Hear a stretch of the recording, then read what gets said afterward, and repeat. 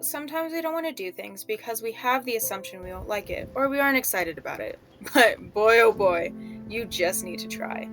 At the beginning of the whole process of starting a senior project, I had an idea of what I wanted to do. I was really interested in doing my project at a specific organization because it aligned more with my future career goals of being a paramedic.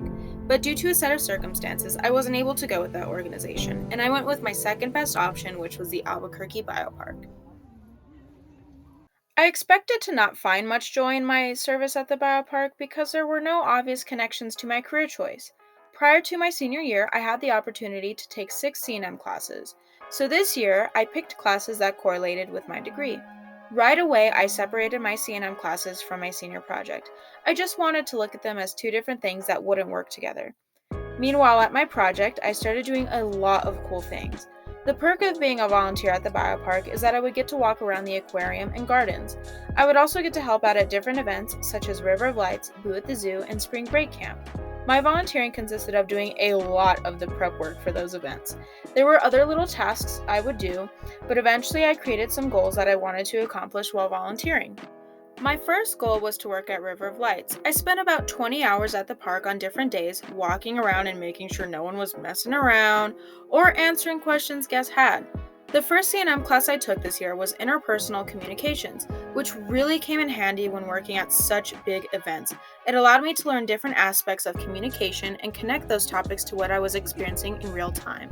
The other goal I had was to create a pamphlet on why people should care about corals. I had a general idea on how I would go about creating this pamphlet, but it was a lot more work than I expected.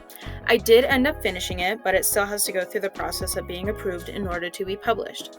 The second C&M class I took was Intro to Anatomy and Physiology. In this class, I wasn't only learning about the material, but also learning about how to have attentiveness and responsibility, which are two skills I needed in order to finish up the pamphlet. Since it is something that will be published to the public, I will need to be responsible and make sure to not have copyright infringement and reference the sources I used. At the biopark, I would also need to be responsible when I would go behind the scenes to see the top of the big tanks. It was amazing to be able to go up there and see the fish from the top. I felt legit.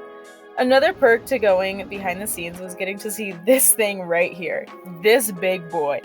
I named him Harold, and he is a pacu fish. He was the first fish I really got to see when starting out at the biopark. I also got to make new connections with 3 specific people.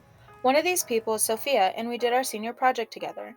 I've never worked with her before, but doing our projects together, I was able to collaborate with her more and make a new friend. I also got to connect with my 2 mentors, Deb and Rebecca, both of which made me feel like I was meant to be at the biopark. My main mentor, Deb, was really supportive of me from the start. When I interviewed with her, she was already helping me connect the things I would be doing at the biopark with what I would be doing in my future career, like having to randomly do a task that needed to be done. Even though I didn't see a clear connection, she told me that there doesn't have to be and that there are still other skills to learn that can add on to my future goals. To me, some of the things I did didn't feel like I was helping out in any way, but Deb was always appreciative of my work. Deb also had her entertaining side with her random facts and not so serious mentor vibes. My other mentor, Rebecca, was like a sub for when Deb wasn't there. Rebecca was always nice to me and talked to me as if I'd been working there for a while. They both made my decision feel right. After being at my project for a while, I was always excited to go in every week because just being in the environment felt right. It felt like I made the right decision. I got to go on my little adventures, even if it was to just take a walk to the storage room, go watch Bugs the horse for data collecting, or go take pictures of otters. Now that it's the end, I'm kind of sad. You get to learn so many things, be a part of something new, but you have to start walking away from it and grow up.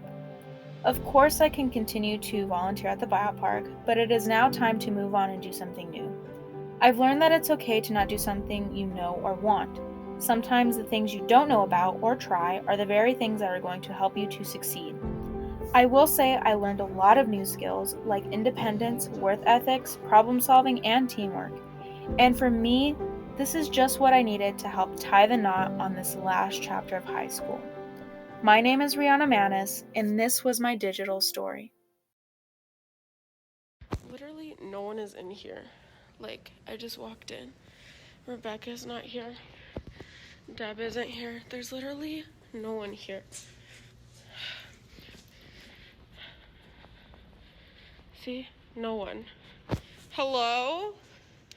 I'm here to do my hours. How? Did you know that switching to Geico can save you 15% or more on